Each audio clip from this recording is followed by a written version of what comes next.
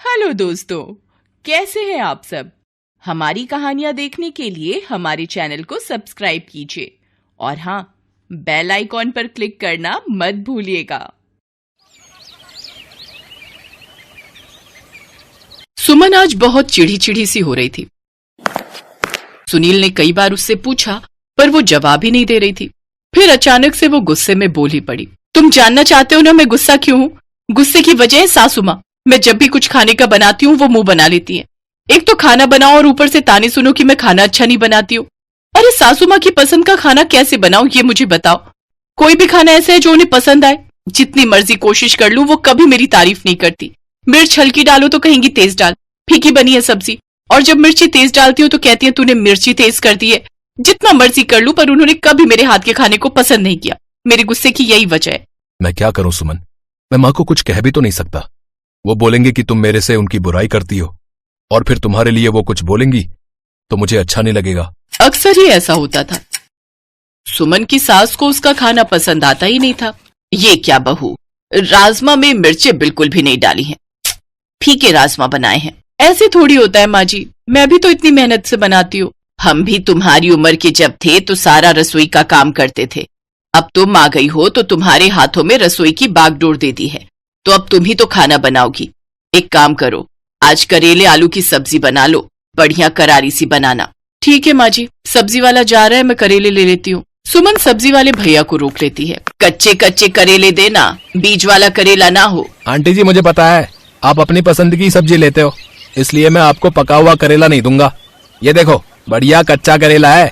हाँ करेला तो बढ़िया है, एक काम कर 1 किलो कर दे। और सुन, ये टिंडा कैसे दिया? टिंडा? अरे लगा दूंगा सही रेट आंटी जी, ले लो जितना लेना है। बहू कल भरवा टिंडे बनाना, मुझे भरवा टिंडे बहुत पसंद हैं। ठीक है बना दूंगी। सुमन ने रात को करेले बनाए और अगले दिन टिंडे, पर वो भी उसकी सास की पसंद के नहीं बने थे।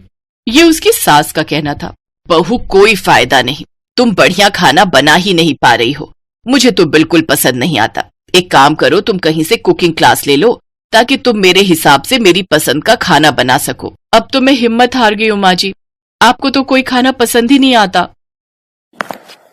सुमन का मन थोड़ा खराब हो गया था और उसे समझ नहीं आ रहा था कि वो अपनी सासू माँ की पसंद का खाना कैसे बनाए।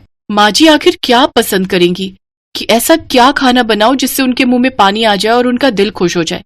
अरे इस किताब में कुछ लिखा है, सास को खुश करने के नुस्खे। सास की पसंद की साड़ी खरीद कर दो, सास के रोजाना पैर छूकर आशीर्वाद लो, सास की पसंद का खाना उनके बचपन की डिश होती है, उन्हें वो बनाकर खिलाओ।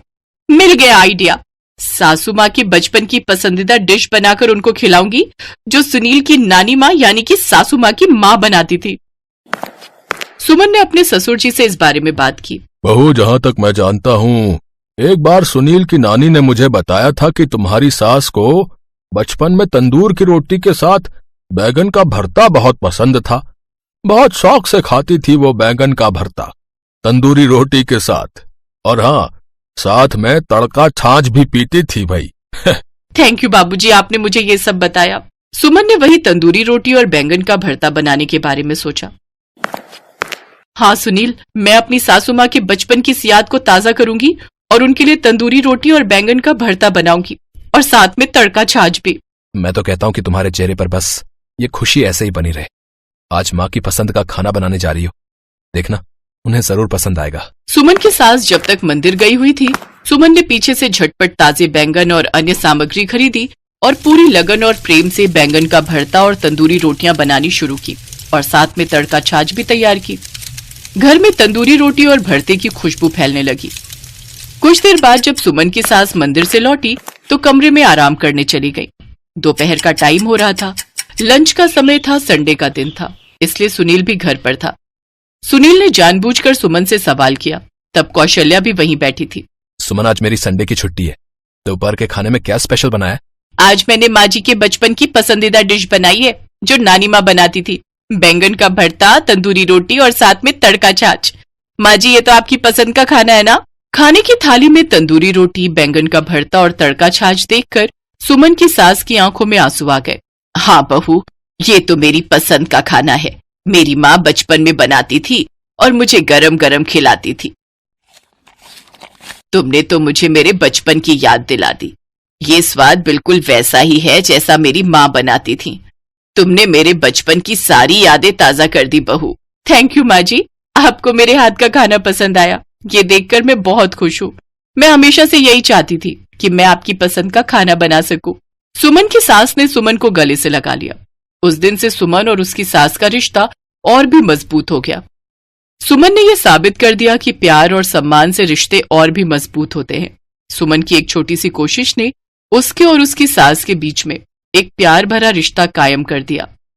हेलो दोस्तों, कैसे हैं आप सब?